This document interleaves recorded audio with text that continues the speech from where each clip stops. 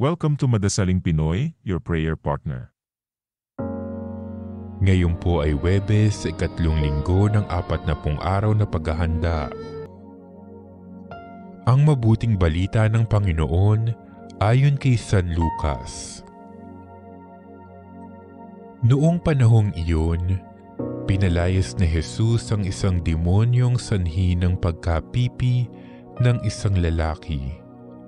At ito'y nakapagsalita na mula noon. Nang gilalas sa mga tao, ngunit may ilan sa kanila ang nagsabi, "Si Beelzebul na prinsipe ng mga demonyo ang nagbigay sa kanya ng kapangyarihang magpalayas ng mga demonyo." May iba namang nais siyang subukin, kaya't nagsabi, "Magpakita ka ng kababalaghang magpapakilala na ang Diyos ang sumasa iyo."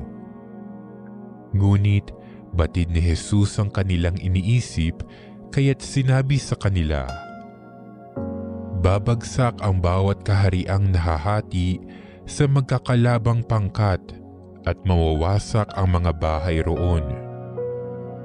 Kung maghimagsik si Satanas laban sa kanyang sarili, paano mananatili ang kanyang kaharian?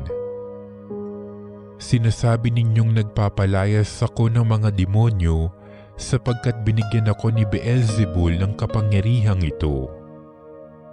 Kung ako'y nagpapalayas ng mga demonyo sa pamamagitan ni Beelzebul, sino naman ang nagbigay ng kapangyarihan sa inyong mga tagasunod na makagawa ng gayon?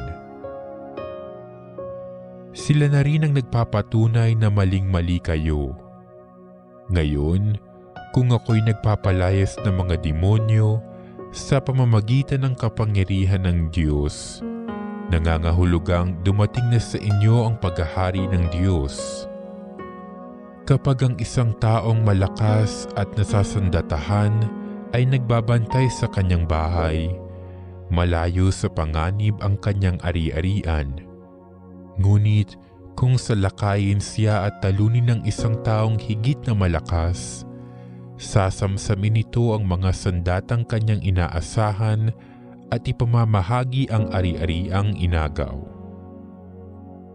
Ang hindi panig sa akin ay laban sa akin, at nagkakalat ang hindi tumutulong sa aking mag-ipon.